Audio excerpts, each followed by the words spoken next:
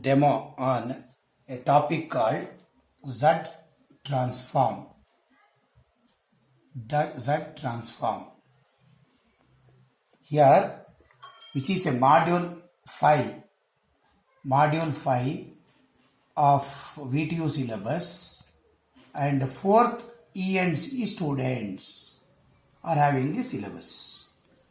Now let me explain why this Z transformations in these sessions, why this Z transformations technique is being used, and what is actually we are getting compared to other transforms here, and how exactly this transformations is being used to analyze the signals better.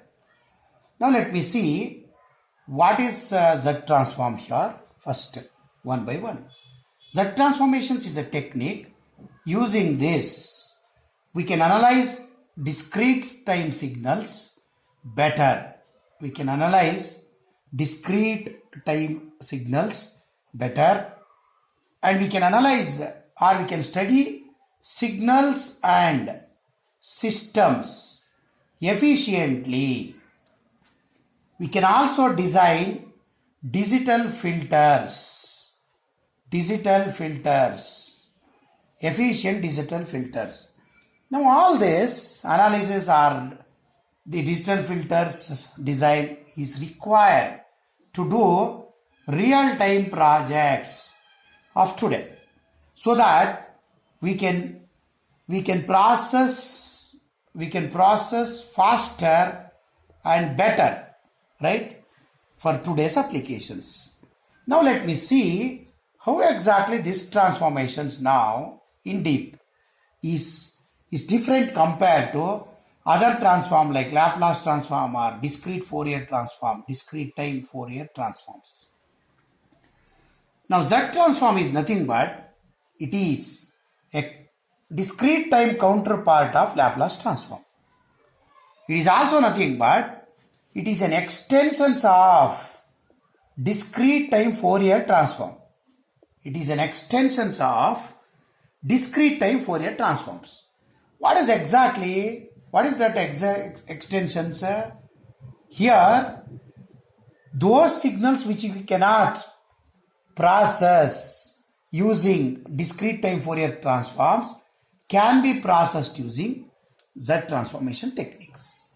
That means whatever the drawbacks which we are getting in processing our signals, discrete time signals, and studying discrete time signals, those drawbacks can be overcome by using an alternative technique called Z transformation techniques. Now let us see how exactly this Z transformations equations is being used better to converge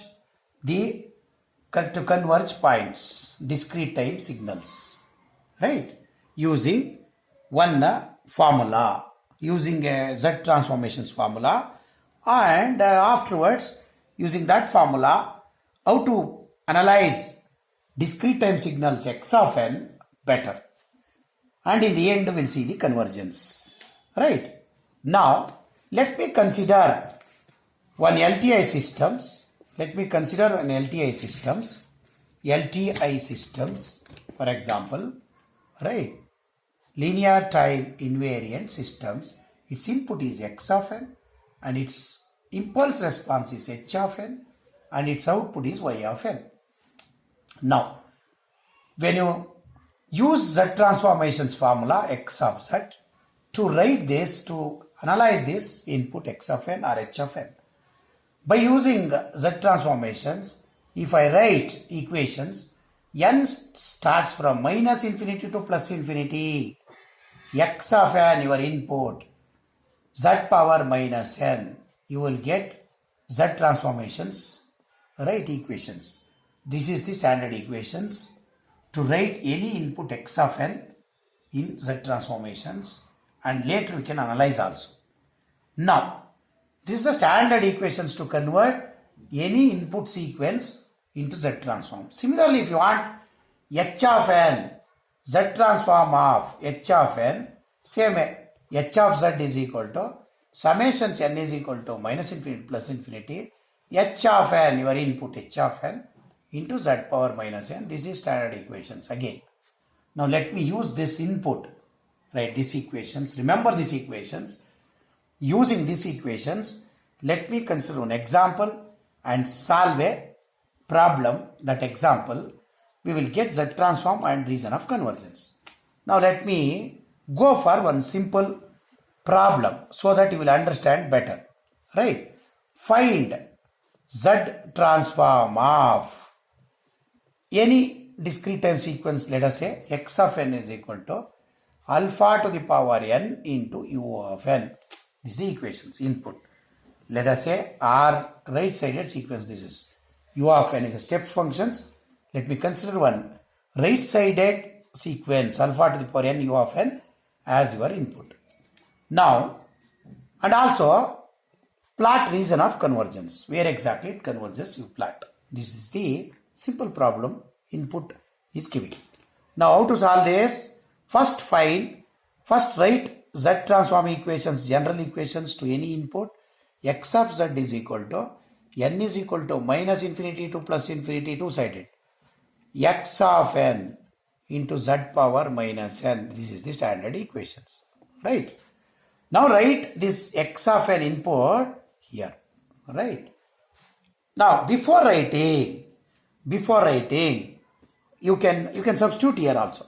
X of z is equal to, substitute, n is equal to minus infinity to plus infinity. What is x of n? X of n is alpha n into u of n into z power minus n. Now let me define this u of n first. What is u of n? I told you it is step functions right sided sequence. It is defined like this. U of n is nothing but 1 for n greater than or equal to 0. N less than 0, its value is 0. That is, u of n is 1, n greater than or equal to 0. Right? When you plot this, you will get like this. U of n versus n. Right? At 0, 1, 2, 3 and all, its amplitude is unity. 1, 1, 1, 1, like this. This is what u of n, right sided sequence. It exists from 0 to infinity, this side. Now substitute here, you will get Z transform as, it exists from n is equal to 0 to infinity, not minus infinity to 0. Minus infinity to 0, u of n is there, no, its value is 0, that's why it will not come. So you will get alpha to the power n into, what is u of n? U of n value is 1. Because u of n exists from 0 to infinity, its value is 1. Here this side is 0 into z power minus n.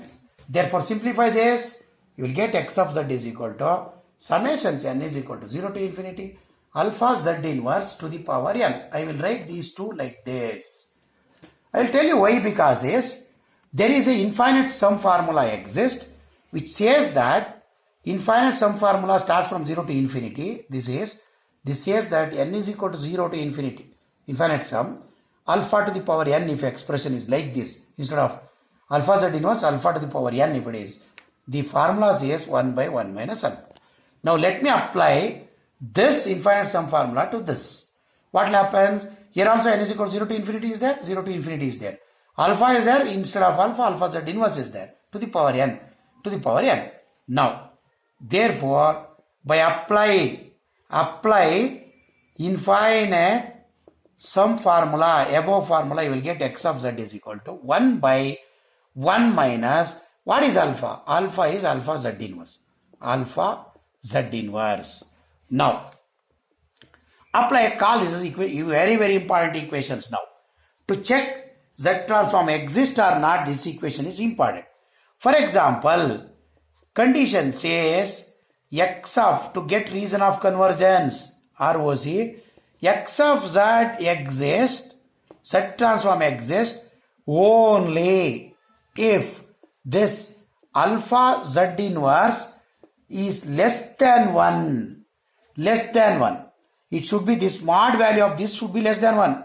If it is equal to 1, it will not exist. See this, If it is equal to 1, 1 minus 1 is 0, 1 by 0 is infinity. It will not exist. Infinite is unstable output.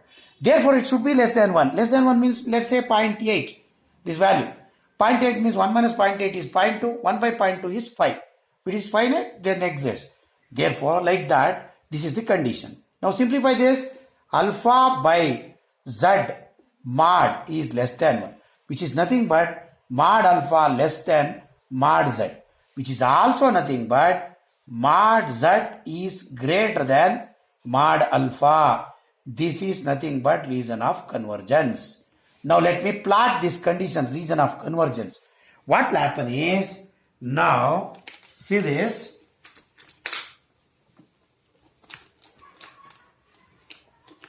You will get, plot it here, reason of convergence in Z plane.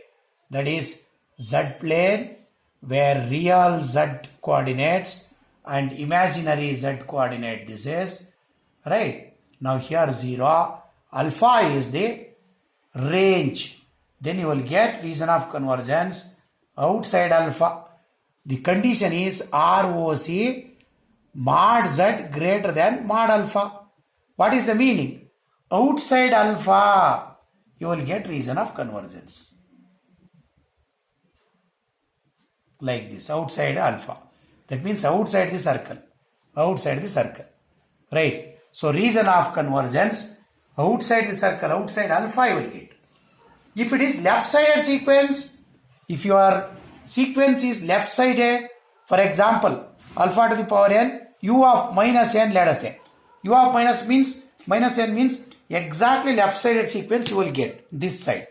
This exists from 0 to, you have mirror image of this, 0 to minus infinity. That means summations n is equal to minus infinity to 0, you will get 1. You will get sequence. Right side you will not get sequence. Then after solving all that like this, then what you will get is, you will get reason of convergence exactly inside a circle. Alpha you will get, right? You will get coordinates, it is inside, you will get reason of convergence. Reason of convergence. That is, condition is ROC mod Z less than mod alpha.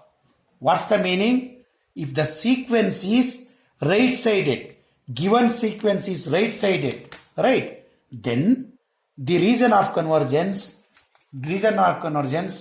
comes outside alpha, outside the circle in Z plane. If the sequence is left side, your discrete sequence is left-sided sequence, then reason of convergence comes inside alpha, right? This is how we are analyzing signals better in Z transform. What is that we are doing? He will give you one discrete time sequence x of n. We will write first general formula of Z transform. Then we will write, since it is right-sided, summation 0 to infinity exists right side.